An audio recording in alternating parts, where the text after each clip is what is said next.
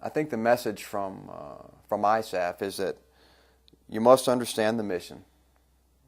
You must understand what we're trying to accomplish, and very importantly, why we are trying to accomplish what we're doing. This means you must understand and master counterinsurgency in both theory and practical application. Lacking this understanding, you're a liability to the force, and you're not an asset. COIN is a mindset. It's not a tactic, technique, or procedure. Just like the sergeant, I mean, he did what he was supposed to do. He did what he was trained to do, how he deployed his force. But he had the tactical mindset to realize that there could be more out of this than just killing insurgents or assuming that these are insurgents and killing them, because it led to something much greater. So what we're trying to get people to understand is you have to look at things differently. You have to sort of step back and figure out why people are doing things in order to be successful. I want to talk about real quick on why I think the insurgency has grown. When the U.S. and some coalition forces initially came here after 9/11, we were treated very well by the Afghan people. Nobody in Afghanistan liked the Taliban. It was a very repressive regime. They didn't like how they had to live. They didn't like how they were treated. They didn't like some of the way that some of the laws were implemented. And of course, in a way, it was a very corrupt government. So they were very glad for the U.S. and our coalition forces to come in here and get rid of the Taliban government. Also, we had been given a lot of credit to help we had helped the Afghan people get rid of the Soviet Union during their occupation. So we had a lot of credibility, and people understood why we were here and what we were doing. Subsequently, over the next 8 years to where we are right now, we found that we haven't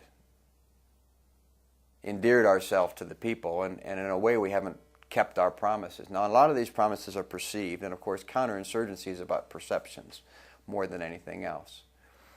We came in here and we kicked out the Taliban, and we promised to do several things. We promised to rebuild their society. We promised to help give them a good government. And we promised to protect the people, which is why we told them we were coming in here, besides to kill the insurgents. Of course, the Taliban had sponsored, I think, 15 of the 19 terrorists were trained here in Afghanistan, although they weren't Afghan people. But they came in here we came in here to make sure that wouldn't happen again. So the Afghan people were happy because the repressive regime was gone. Over the subsequent 8 years, we didn't fulfill all our promises.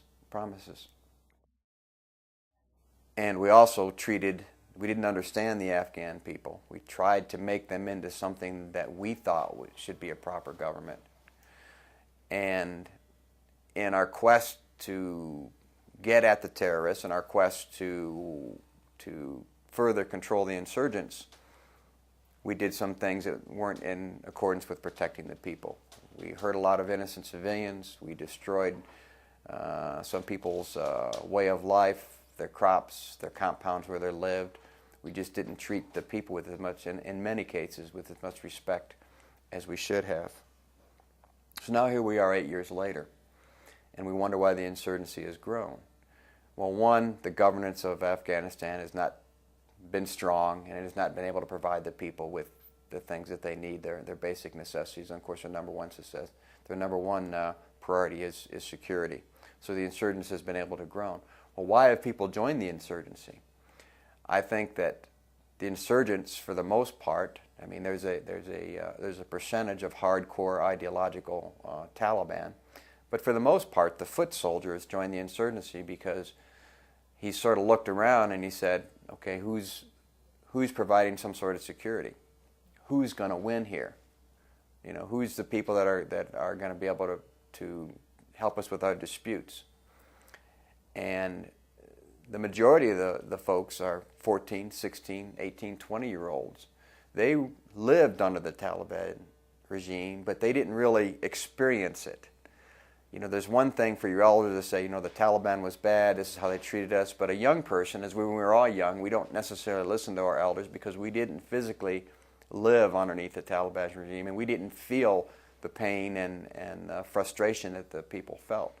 So you can tell them all day long that the Taliban is bad people and we don't want that kind of government to be back, but since they didn't live it, they don't know, because our mission is to protect the population. The Taliban is trying to convince the people of the same thing, that they can provide government, they can provide security, they are there to protect the people also. The majority of Afghans have no idea why we're here. The majority of Afghans, as the Taliban gets out and tells them their propaganda, they have no idea that 9/11 existed. They think we're just here as occupiers. So we have to do a better job of telling the people why we're here and showing the people that we're truly here to protect them, and that's something we haven't done very well.